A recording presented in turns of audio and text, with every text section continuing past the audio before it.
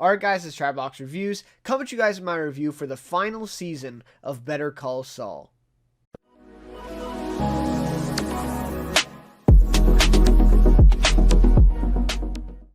Alright, so the final season of Better Call Saul finished airing, I think about a week ago now, and I really wanted to share my thoughts on the final season. Breaking Bad is my favorite show of all time. I've said that a lot on the channel when I've done reviews for Better Call Saul. I think I did all of Season 4, and I did quite a bit of Season 5, maybe half of Season 5, before I kind of took a break from the channel anyways, and so then I didn't get to finish that. But I think I did talk about Season 5 in some other videos and all that. So, yeah, obviously Better Call Saul is up there as well for me, in my favorite shows of all time. To me, has been the best thing on TV for the last few years that it's been on. I think the Succession Season 2 was the only thing that really rivaled it, and that technically wasn't even on in the same year as Better Call Saul was in 2019. So anyways, it has been the top of TV, I think, for basically as long as it's been on, certainly since, I would say, season 6 of Game of Thrones. I think a lot of people would agree, but anyways, huge show, really a staple for me, throughout the last few years, with, just the tail end of Breaking Bad I watched live, and I've been watching this show live, the whole run, so really, kind of bittersweet to see it end here, but it has been a long time in the making. Of course, season 5 came in 2020, so we had to wait quite a bit for this one, and it was also broken up into 2 halves. So even in talking about the first half in this review, was, quite a bit ago. It was almost 2 months ago, that I've seen those episodes. So bear with me there, and I know a lot of people who, didn't go back and rewatch it, it'll be the same for you as well. So with all that being said, I'd love to hear your guys' thoughts on this season of Better Call Saul, the final season, and of course the series finale. What did you think of how this all tied up, how they really in effect tied up the whole universe of Breaking Bad with this series finale, and all that stuff. Just really like to hear your thoughts and discuss this one. I know I'm a little late to the party here, but still love to hear you guys' thoughts, and maybe even with more hindsight, you have more thoughts, or you've, kind of had more time to think about things. And that's what I find myself, really doing here as well with this review, is I've had some time to think about it, read some stuff, watch some stuff from other people, kind of given their thoughts, and that's not something I typically do for reviews, but with this one, I thought it was really necessary to kind of get everybody's kind of point of view and see how I kind of connect with those. So yeah, and if you enjoyed this review, please like and consider subscribing to the channel as well. Would really appreciate that. But without any further ado, let's get into my thoughts on the season. So this will be spoilers. I'm just going to say that at the beginning. I'm not going to do a non-spoiler part because I'm late to the party here, and I assume that anybody that's, interested at all in Season 6 is probably going to watch it anyways, or has watched it already. So anyways, full spoilers ahead for the season. Alright, so I just want to start off by praising the performances from this cast one last time, right?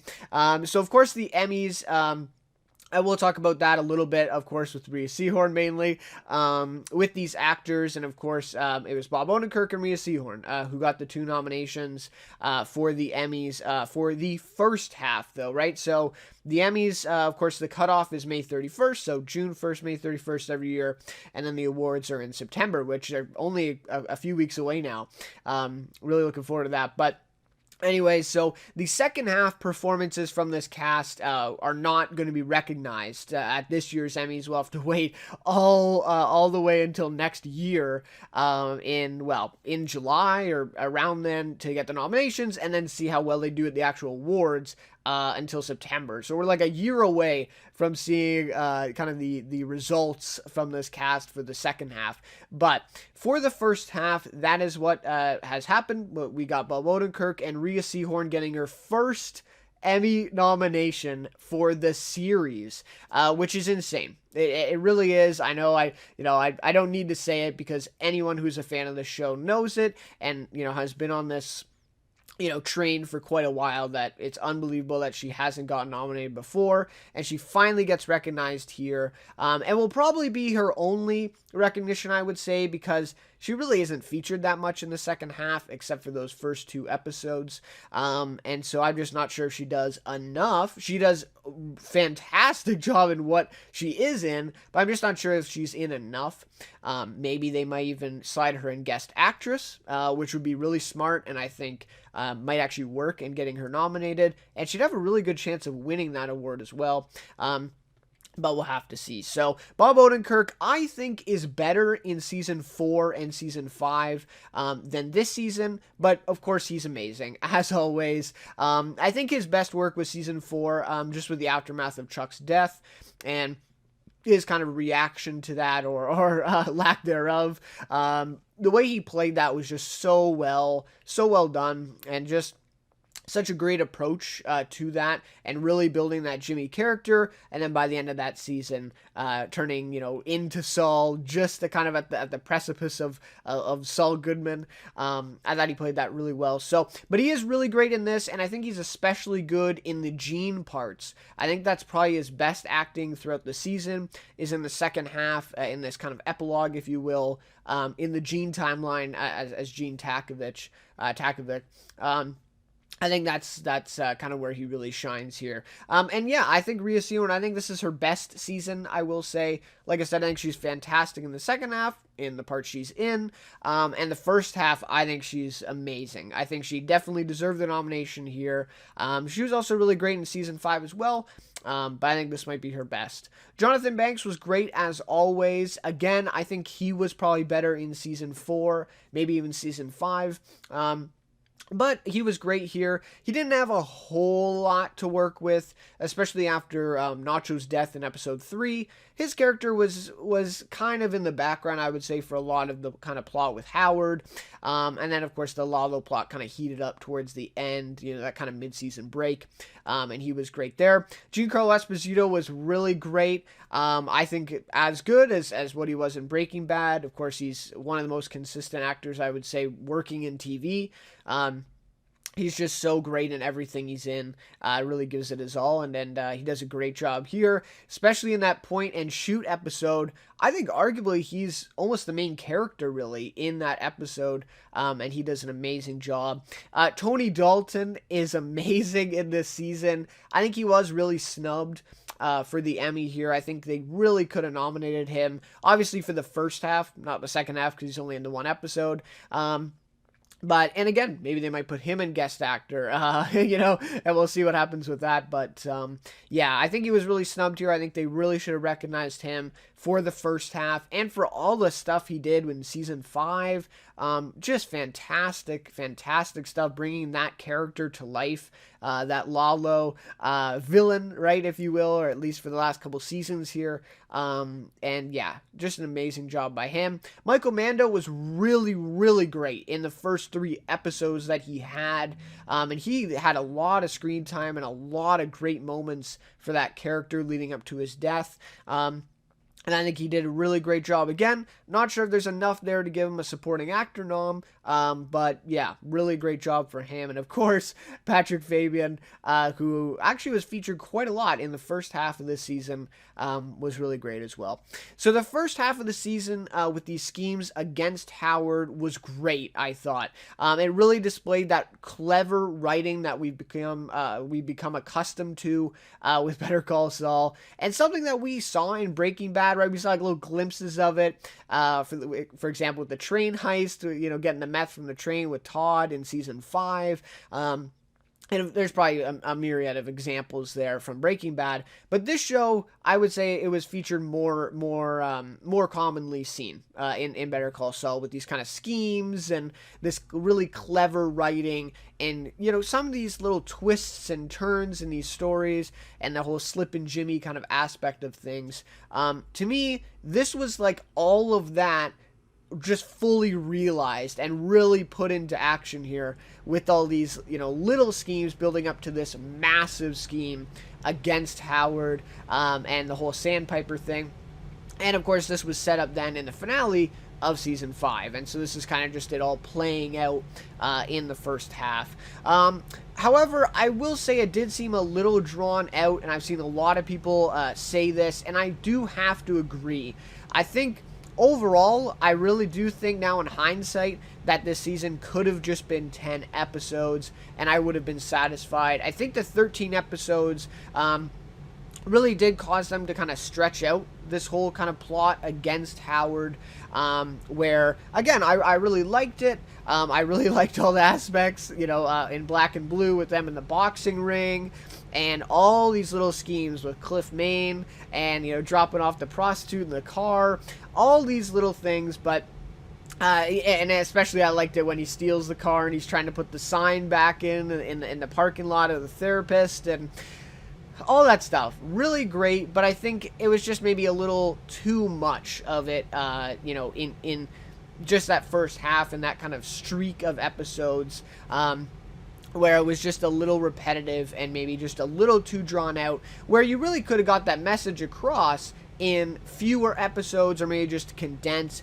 each scheme or condense each kind of plot there of each episode, and I think it would have been just a little tighter and maybe just a little bit better. But did I enjoy seeing all these things and really appreciate the clever writing of it? Yes. So at the end of the day, I'm happy. But yeah, in hindsight, if I had to criticize it, yeah, it probably could have been a little more condensed there. So Nacho's demise, I thought, in talking about the first half here, the first 3 episodes, I thought it was really well executed. I think any other show, except for Better Call Saul and Breaking Bad, of course, they would have, with that finale with Nacho, right? That scene to end the episode, Nacho is fucked, right? Like, he's just in a completely, he's in a vice, right? Everyone wants him dead, right? Gus there's no use of keeping him alive. Lalo obviously wants him because he knows he's a traitor. So he's completely screwed and stuck in between these two, villains, or two, cartel kingpins, whatever, these two families. And so there's really no way out, and I think a lot of other shows would, kind of make it convenient. Oh, never mind, like Nacho found this way to blackmail Gus, for example, or something, and so now Gus is going to keep him alive, and, he'll last out the season. I really like that the show said, no, he really was fucked in the finale, he still is, and there's no way out of this for him, and he's gonna die. He has to die, and that's exactly what they did in episode 2, I think, maybe the start of episode 3, where it really is just, yeah, like, Nacho's dying. They're gonna kind of make it more of an elaborate plan than it we maybe thought it would be, but at the end of the day, has to die. Like, that's just how it has to be. And I thought it was really well executed in that. There was no kind of conveniency, kind of trying to, find a hole in the armor, and trying to a hole in the plot armor and trying to, make him last longer than he should have, right? So, anyways, I really did like that, and of course, the way that his death plays out in that scene is just really tense, really great. Although I will say, everybody in that scene except for Nacho, we knew survived that scene because they're all in Breaking Bad.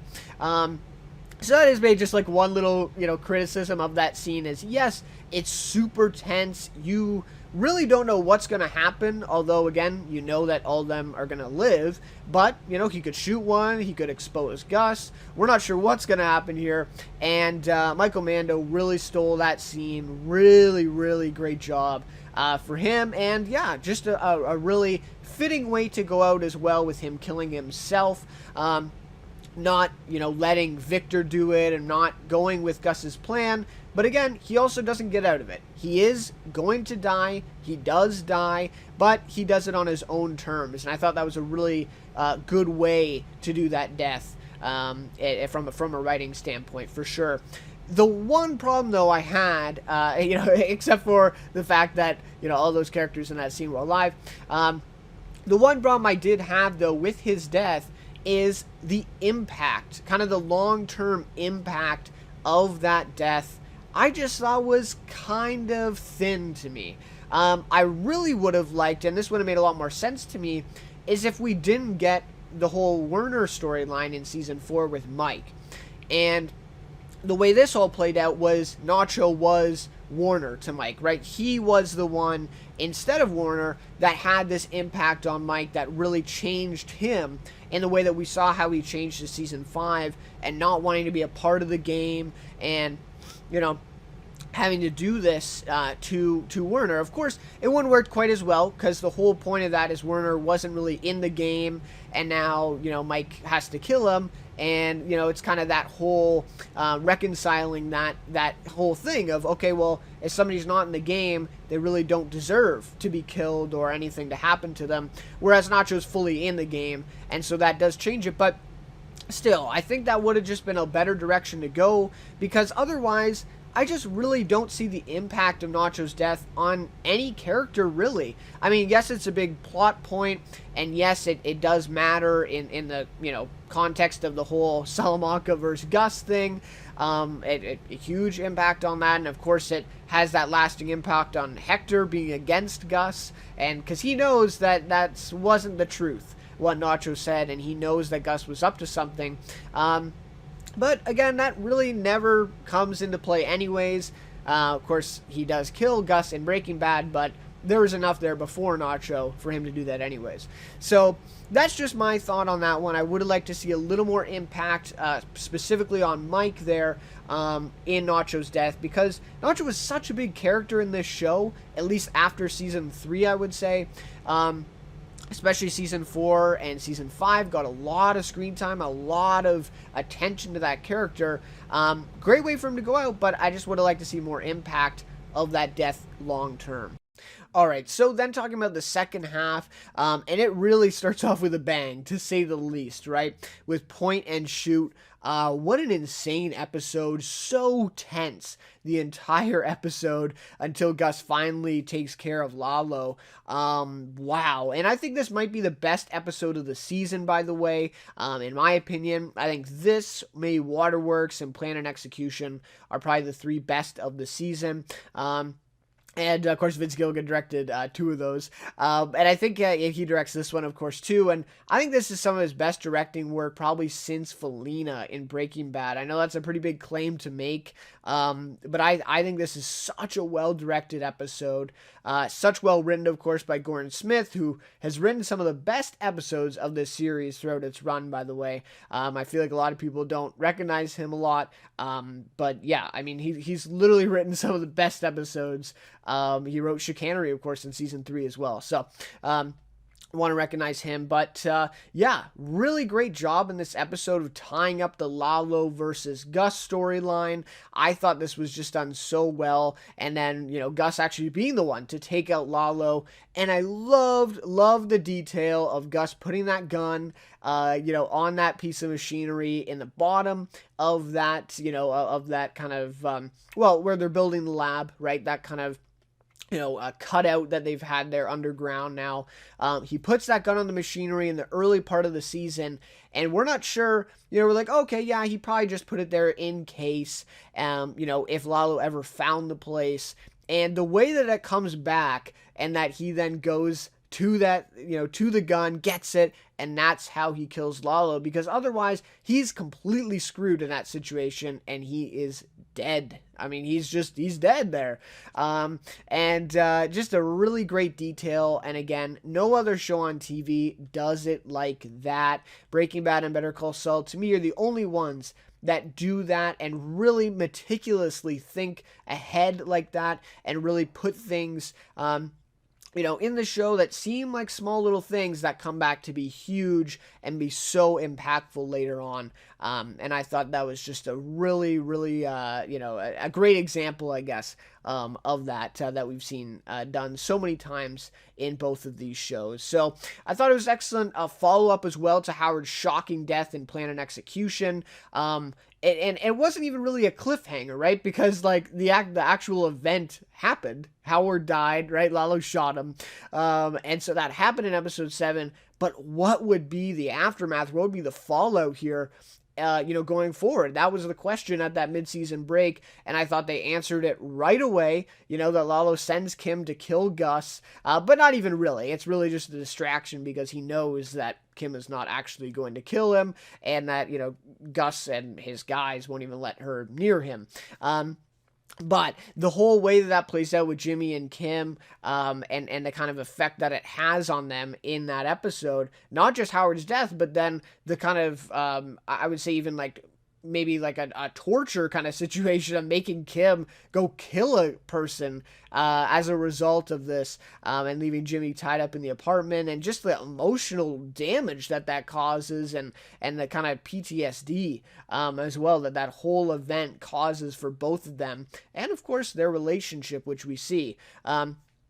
Just amazing job all the way around. Really enjoyed that. But the next step, which was fun and games, did feel a little like filler to me, which is something that I didn't, even in the first half, I said, yeah, it could have been condensed a little bit. Maybe it's a little too drawn out. I never got the thought of filler, though. All of those things really seemed necessary, and it seemed like they were just kind of laying the groundwork as they went along. But Fun and Games did seem a little like filler, and this is where I come back to the point of maybe this season should have been 10 episodes rather than 13, because I just felt like maybe, I know Point Shoot was already a pretty long episode, but maybe just add 10 minutes to it or something like that, or maybe 15 if you want to go that far. And just do the kind of a couple scenes in Fun and Games. Even Mike and Nacho's dad, I feel like that was a necessary scene. And the one other one was, of course, them going to Howard's funeral as well. Or not funeral, but kind of the service there at HHM.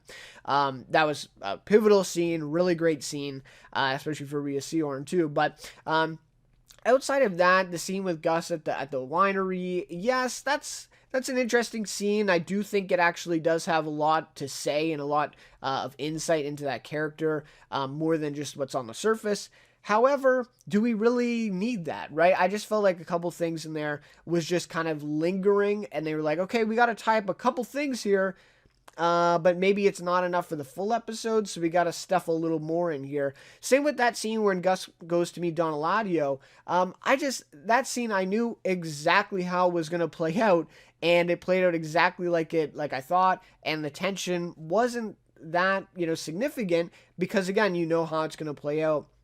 So that was just a little disappointing to me, that episode of Fun and Games. It did feel a little like filler, where I can't really say that about any other season of this show, or Breaking Bad.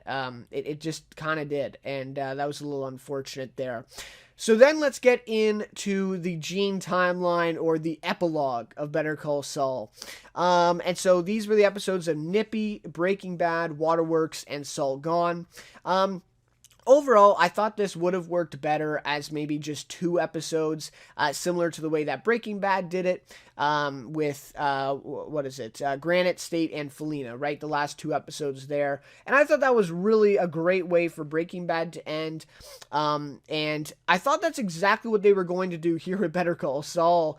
Though I didn't think it would be like this. I did not think that it would be the Gene timeline. I thought it would probably just be the Saul timeline, of just like right before Breaking Bad. So I think a lot of people could agree that they did not, like, I just did not see this being the way that the series ended and them doing this epilogue. Even I did maybe see that Gene would be the epilogue, that timeline. But I did not know that it'd be this elaborate. And I do really think that it could have been a little tighter, with just those 2 episodes, in the way that Breaking Bad did. It may make them a little longer, and maybe just don't cover as much of the stuff with Jeff, the cab driver, and kind of their antics. Now, I will say, the episode Nippy, I think just as an individual episode, is great. The tension that they build in that sequence of him getting, robbing the store, and the security guard looking back at the screens, that is like some of the most, tense television I've seen in quite a long time. So good that he slips and falls on the floor, just hysterical, really, really funny, and there that kind of comedy then kind of is intertwined there with that tension. So Really great episode, and I believe that was Allison Tatlock who wrote that one, and she's wrote also some of the best episodes of the series, and that was just a really great episode. However, did that really need to be there in the overall arc then of that epilogue? I'm not sure. I think maybe you could have condensed that a lot more rather than making it an entire runtime of the episode. So that's just kind of my thoughts.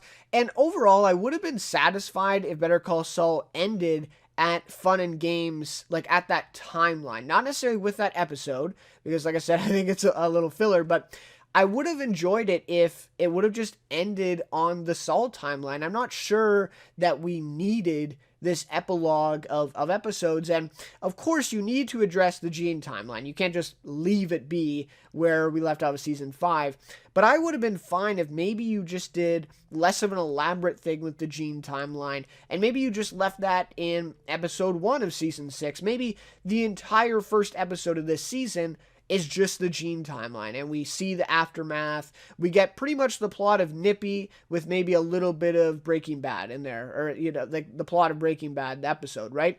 And then that's kind of resolved, and that's what it is. I think I would have been fine with that, and then just end maybe at the Fun and Games timeline, maybe add a little bit more to that, and then maybe go to even really the scene, right, where Jesse and Kim get introduced to each other in that cameo, which I'll talk about in a minute. Maybe just end on that scene, pretty much. End the show there, and that be the series finale. And I would have been fine with that, because ultimately, the way they did it this way is it felt like more of an ending to the Breaking Bad universe rather than an ending to Better Call Saul. And to me, I'm just not sure it needed to do that. I'm not sure that I was expecting that, and I'm not sure if I needed that. Ultimately, I needed an ending to the universe. I would have, I think, just rather have seen an ending to the show. And this is maybe a complaint with just the larger whole, series of Better Call Saul, because, and I did a rewatch before season 6 as well, and when you rewatch the show, in season 1, which I think is still one of the best seasons of the show for this reason, because if you watch season 1, this really is a character study again. Similar to Breaking Bad, Walter White, this is a character study of Jimmy McGill turning into Saul, with a little bit of Mike sprinkled in there, with a really great development for Mike as a character. But in about season 3, I would say, this show actually really does pivot, and it only really becomes half is the character study of Jimmy, and half then is kind of Mike, Gus, and the whole criminal kind of aspect of it in the crime world of that we see later in Breaking Bad.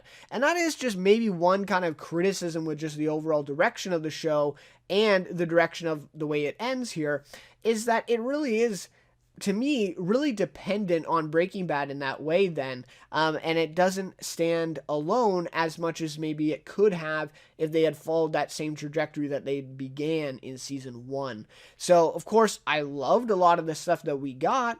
It's just kind of an observation, I guess, of the way they pivoted the show, and that does kind of make it, make the way that they ended it make more sense in the long run, or I guess in hindsight of now looking back at the entire show as a whole. So that's just my kind of thoughts. Again, I really enjoyed the stuff with Jeff the cab driver, all those schemes. I love the episode Nippy just as an individual episode. I love the stuff with Kim in Waterworks, seeing her after Better Call Saul and seeing her living that life, and that scene in the bus is fantastic, amazing acting by Rhea Seehorn there. But I'm just not sure that I needed that. I would have liked to see the end, like I said, maybe Jesse and Kim meeting rather than the whole epilogue with Gene. But it's what we got, and I'm very happy with what we got at the end of the day anyways. So one thing I just want to quickly touch on then before I get to the series finale, which I do have a lot of thoughts on, is the Walter and Jesse cameo scenes. Now, I think maybe I've said this on the channel before, but I've, when I talk to friends, I've always said this. Since I think like season 2 or season 3 of this show, I've always thought that you got to bring Walter and Jesse back in Better Call Saul in some way, because they've done a lot of cameos throughout the run of this series in some really great ways. I mean, really great ways of doing it that did not seem fan servicey at all. It always made sense to bring in these cameos. And I always thought that you'd maybe see them in the finale, right? Again, I didn't know that it would end in the Gene timeline, but I thought you'd always see them in the finale, maybe the first time that they, kidnap Saul and take him out to the desert, which we actually did see in the episode Breaking Bad. So I was kind of right with that, but I thought that's how it would end. I knew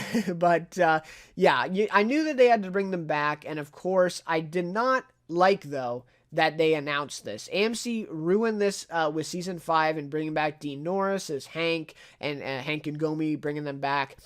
They ruined that with that cameo in season 5. They ruined it again this season with Walter and Jesse. I would have been so shocked. I was actually pretty shocked to see Jesse's scene in Waterworks because I didn't know that he was going to be in it again. We only knew that Walter and Jesse were making a cameo, and I assumed that was it in the previous episode. But obviously these cameos would have worked way better if we had not known that they were about to happen, thanks to AMC. But anyways, it was just to bring in the viewers. I get it. I get it from a business standpoint for AMC, but just a little disappointing. But anyways, I will say overall for these cameo scenes, the first one to me, unfortunately, did seem like fan service. And this was disappointing because Thomas Schnauz wrote this episode, and again, he's wrote some of the best episodes in Breaking Bad and Better Call Saul. He's one of the probably he would be the third best writer in this kind of team with Vince, Peter, and then he's really the third. In both shows, in the whole universe. So, it was disappointing because he wrote that episode and he wrote that scene with Walter and Jesse in it, and it just didn't seem like Thomas Schnauz to me. It just, I don't know, it seemed like some AMC interference happened there or something. It just didn't seem like a scene that was needed, and just some of the dialogue, it was great. It was great to see those characters, don't get me wrong. I had to pause the episode for a few minutes and, kind of collect myself, and after seeing it, but it did at the end of the day seem a little fan servicey to bring them back.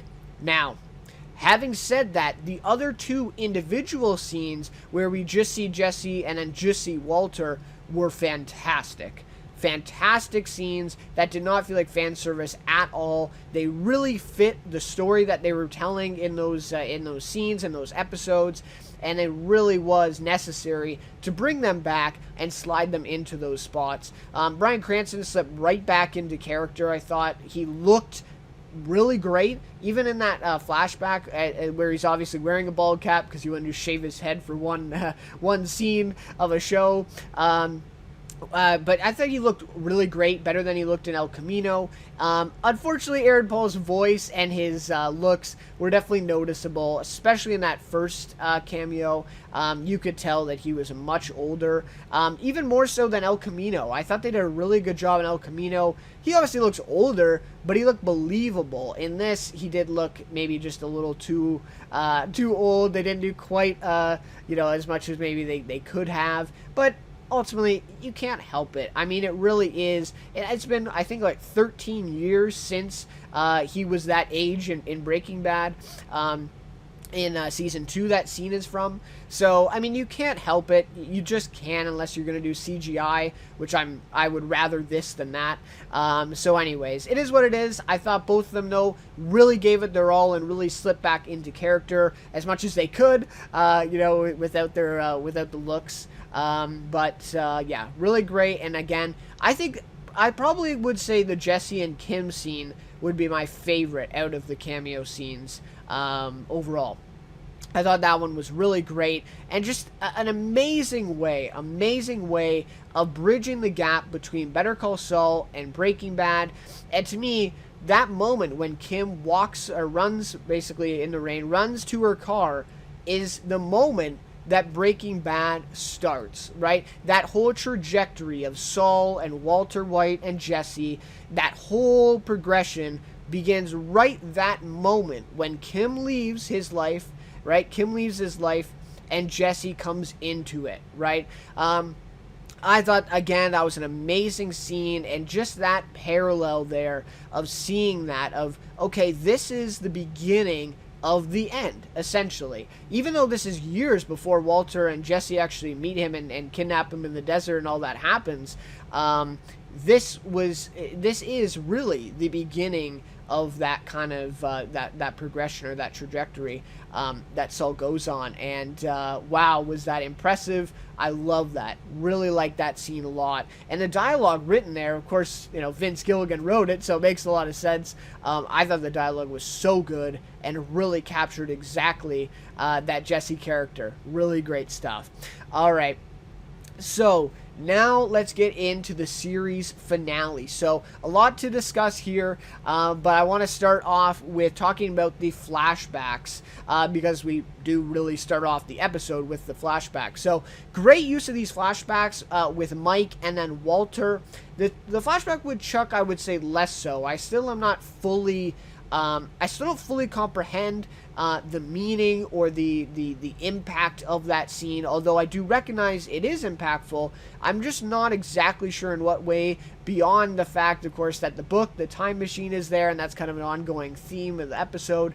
But I want to talk specifically about Mike and Walter, because I think these scenes are really parallels, obviously, and it really hammers home the character of Jimmy/Saul. I really love the line that Walter has here, which, again, as I just said, a really great scene between Walter and Saul. He was always like this. I really love that line. I feel like that was one of the best lines to sum up this character of Jimmy that we've been following this long in the series.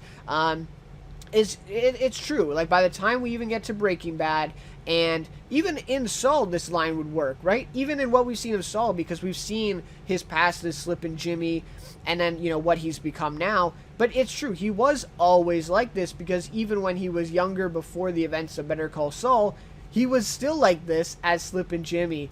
And this kind of aspect of him, this kind of Slippin' Jimmy part of him, will always be there. It will always be a part of him. And I feel like that's what this line was really showing or really trying to convey, is that he was always like this and will forever be like this. Not necessarily full-on Slippin' Jimmy or Saul Goodman, but this will always be a part of him, and he just can't help himself. He can't stop being that person, or at least part of him being that person.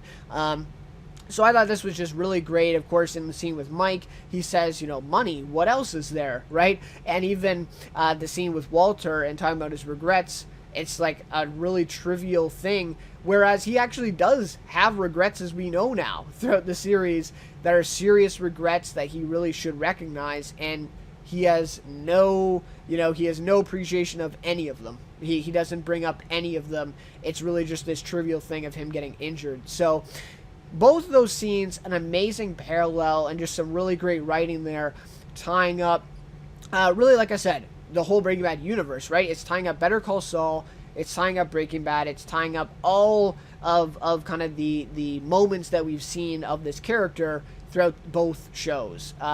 So really great there. I actually loved his last big con, right? Acting as the victim of the whole Walter White kind of events and all this stuff in order to get this insane plea deal of 7.5 years down from, I think they said 100 or 190 years, which was obviously kind of a threat anyways. They wouldn't probably have ever got that, but still to get it down to 7.5 years is truly shocking. And of course with the help of Bill Oakley, which was just really great. I believe the actor is Peter Disseth, I think that's his name, and he is just fantastic in the entire series, and he's really great in this last episode, coming back into the fold here to kind of I guess he co-represents Jimmy, right? Because Jimmy's basically his own lawyer in this one. So yeah, anyways, really love this con and him trying to get down to 7.5 years and being the victim.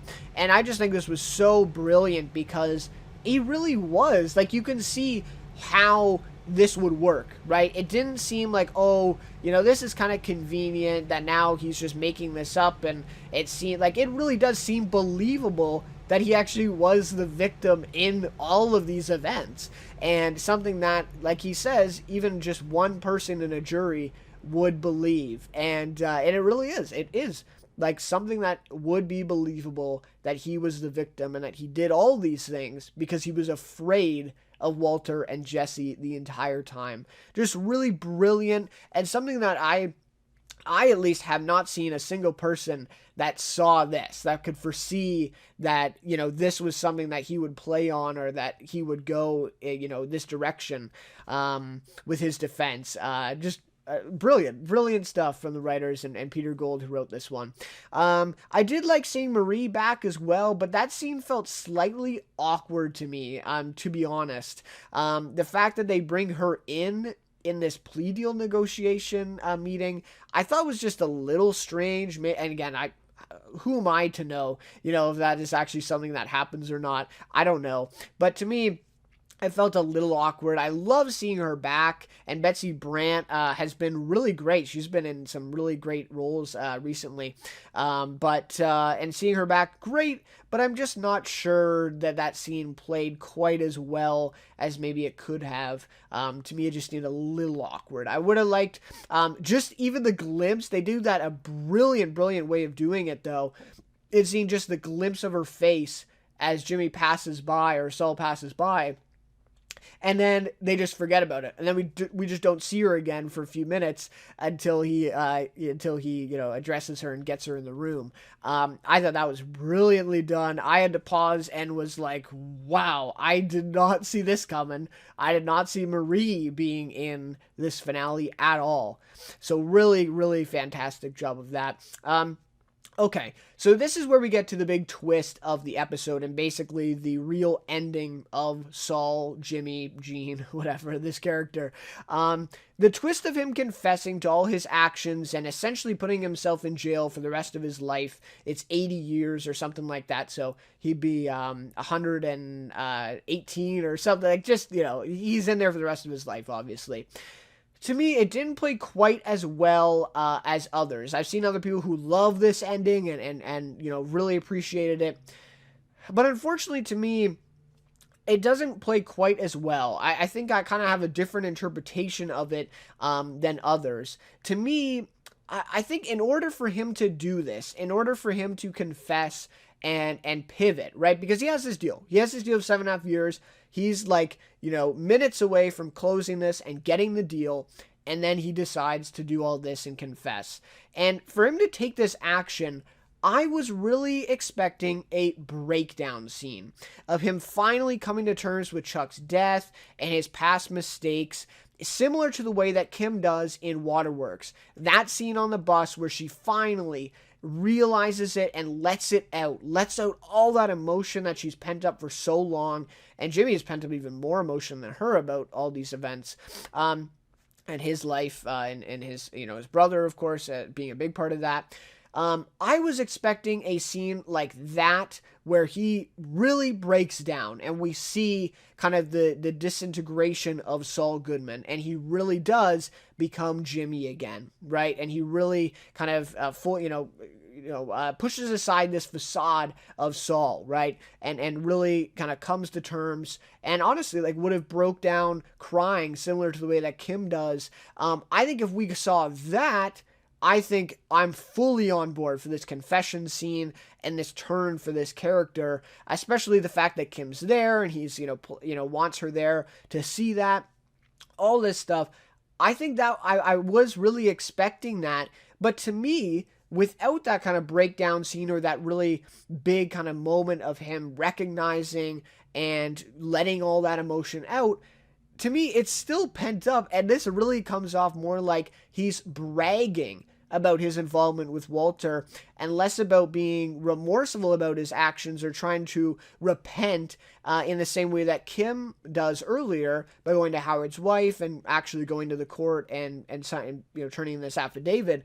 To me, this scene of him admitting to his crimes and him being a key part of Walter, really seemed like he was bragging about his involvement, that he was proud, or not even quite proud, but wanted people to know that he was the one who made Walter White and that he did this stuff. And even the line about his brother, he said, basically in fewer and more words than this, but saying, I was the reason that he killed himself. And then he says, and I'll have to live with that.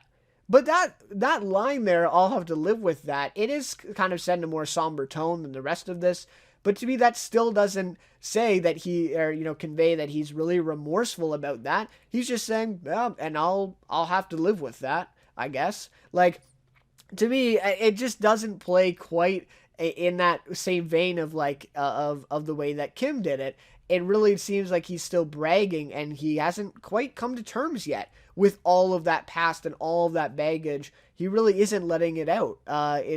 Now, again, this makes more sense, though. Like, it makes more sense that he has become Saul, and he really is not going to let it out. That's just who he is now at this point in the show. He's almost like basically too far gone. He is Saul now, and there's no turning back. And that does make a lot more sense to me. But the whole confession then kind of contradicts that to me a little bit. Anyway, so this is just my interpretation of it. I really didn't take that scene as him being that remorseful definitely not about his actions with Walter, and not really that remorseful about his actions with Chuck and his death. To me, I felt it was maybe even a little bragging in that scene, and him wanting people to know, this was me who did it. And he does say at the end, I'm Jimmy McGill. I'm not, I want to be known as Jimmy, not Saul. And even in that way, I think that even says, I don't want this Saul Goodman. I want people to know that I was a part of this. I did this, but I did it as Jimmy, not necessarily just as this character. And I don't know. That's just my interpretation of it. That's what I thought all of that was kind of harking back to in that character. So a little conflicted with that, I guess, is what I'm saying. But I do want to say a great scene with Kim in the prison to end the series. I do think, though, the visual of them leaning against the wall, smoking a cigarette, I thought was a little too on the nose to me. Right away, I'm like, okay, yeah, that's the visual from season 2 or season 1, I think, even when they first meet each other and they're they actually talk for the first time.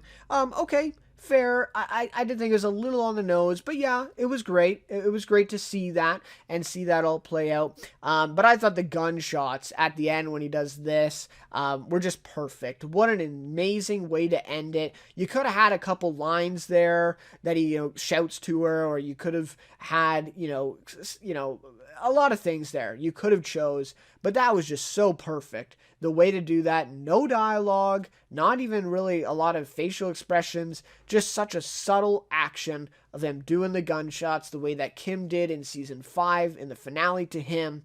And to me, this really, said, again though, reinforcing my thought of that whole confession scene, is that Jimmy was willing to live with the consequences of his actions, to live this life of Slippin' Jimmy or even the crime world, and Kim wasn't. Because Kim does the gunshots and says, I can't remember the exact line, but isn't it like "watch me" or something like that she says when Jimmy says, like, you can't be okay with this, or you can't live with this. And she says, "watch me," and does the gunshots. And to me, this is really Jimmy saying, basically, I am, like, watch me. I am the one living with these consequences.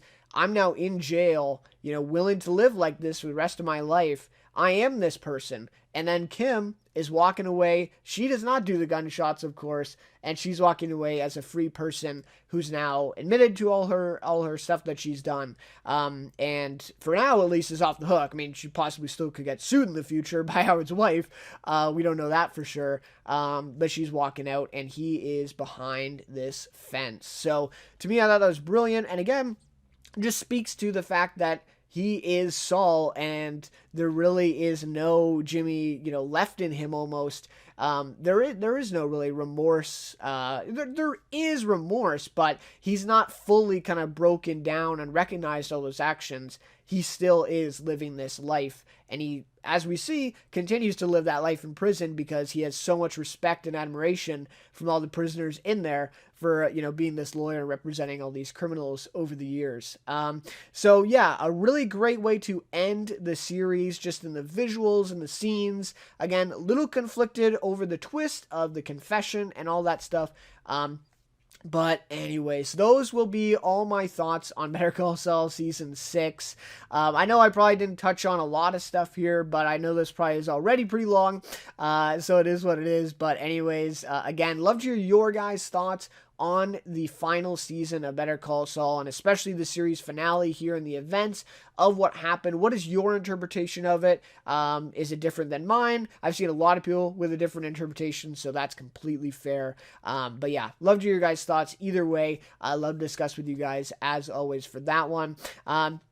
I will have another video coming up shortly discussing some series I want to get caught up with that happened a couple months ago or within the last few months. So look out for that. And then also, hopefully, a review of House of the Dragon, of course, new Game of Thrones spinoff HBO show that has come out this week, and going to be taking a look at the premiere, sharing my thoughts. So anyways, I'll look out for those. But again, thank you so much for watching this video, and we'll see you then in my next review.